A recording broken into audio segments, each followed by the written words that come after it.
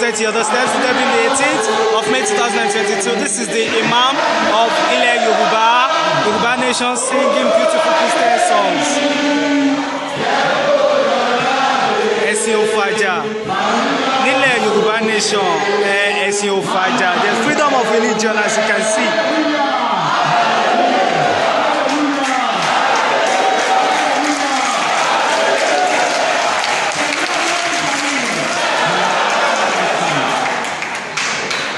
That is the Pope finishing it with Selu and Arabi Kevin. Wow, this is beautiful. Nílẹ̀ Yorùbá tí a, ilẹ̀ Yorùbá nation, ẹ̀sìn ò fàjà.